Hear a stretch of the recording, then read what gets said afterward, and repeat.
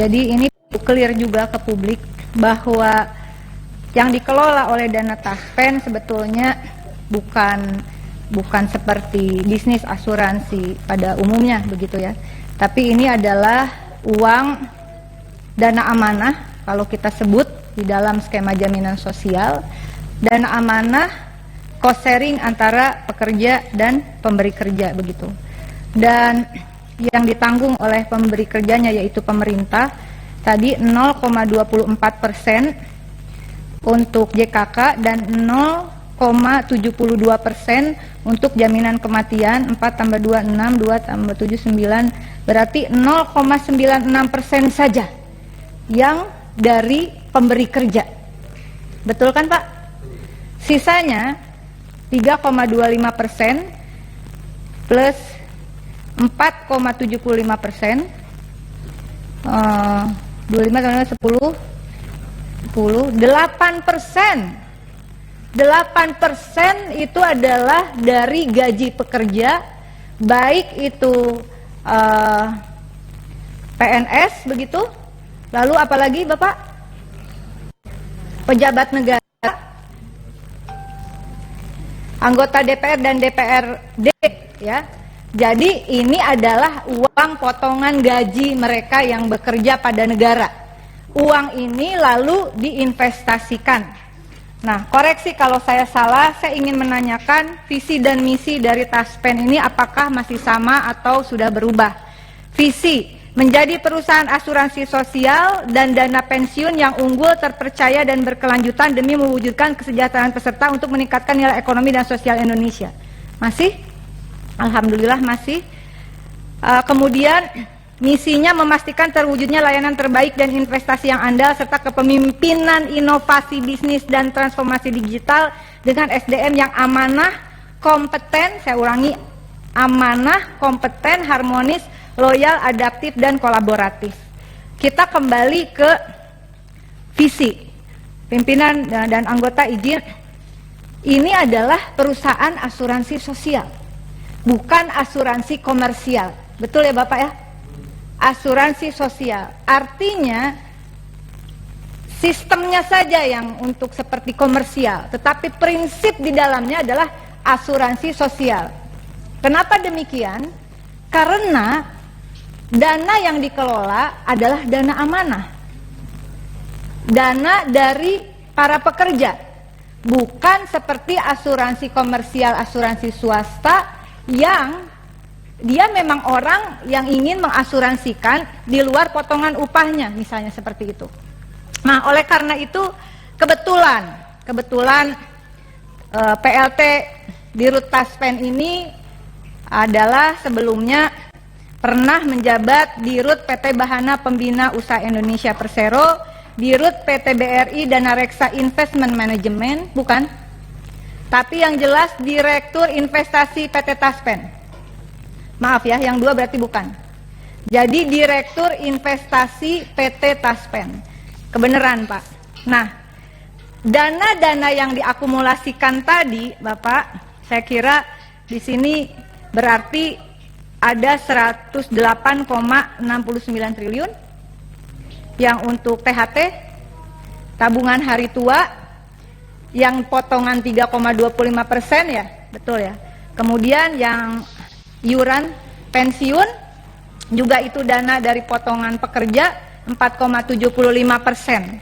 Saya langsung saja ingin menyampaikan sama sebetulnya seperti rekan-rekan yang lain.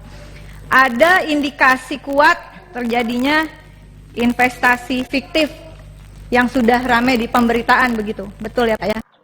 Investasi fiktif 1 triliun.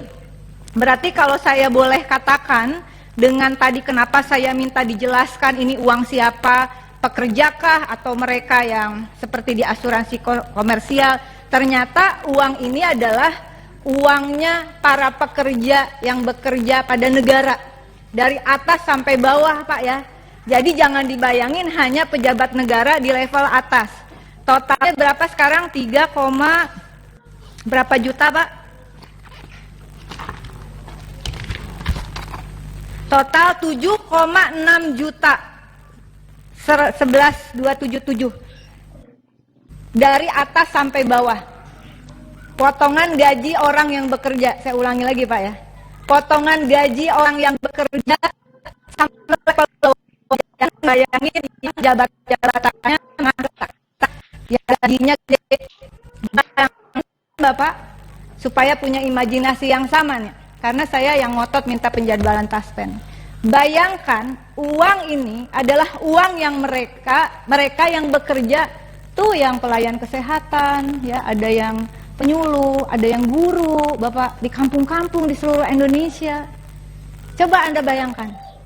Ini bukan uang dari APBN sebetulnya, tapi potongan gaji. Karena dia bekerja pada negara, gajinya dari negara benar, dari APBN. Tapi itu adalah haknya sebagai pekerja. Yang ingin saya tanyakan, dan kebetulan Anda sebelumnya adalah Direktur Investasi PT Taspen.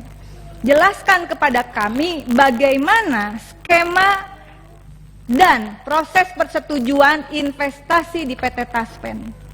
Bapak ini jangan kayak nggak ngerti ya soal tadi pembagian persentase, atau memang tidak mengerti. Bukan yang tadi, misalnya ini dari potongan upas, memang tidak tahu. Harusnya tahu, supaya kita feel-nya tuh sama. Oh, ini duit orang yang kerja di pelosok-pelosok di seluruh Indonesia, total 7,6 juta tadi. Bagaimana fungsi manajemen resikonya? Jadi yang pertama, bagaimana proses persetujuan investasi di Taspen? Di mana posisi komite investasi Taspen? Bagaimana prosedur pengangkatan pimpinan dan anggota? Apa ada komite investasi Taspen? Ada kan? Bagaimana mekanisme seseorang bisa ditetapkan sebagai komite investasi Taspen? Lalu bagaimana skemanya? Dan Anda juga sekarang masih merangkap sebagai Direktur Investasi Taspen. Keputusan itu kan pasti tahu dong.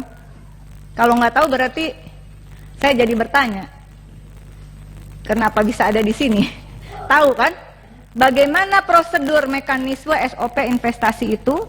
Lalu karena ini sudah jadi pemberitaan, saudara-saudara, jadi uang potongan gaji tadi terindikasi kuat ada investasi fiktif sekitar kurang lebih 1 triliun. Betul ya? Meskipun sekretaris perusahaan pada 3 September 2023, corporate secretary Mardiani Pasaribu masih sudah nggak, udah pensiun. Dia mengatakan tidak ada apa-apa.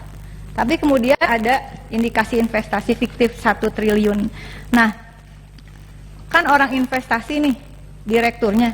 Apa sih yang dimaksud investasi fiktif? Tolong dong jelasin Pak, paling tidak pada kami di sini begitu.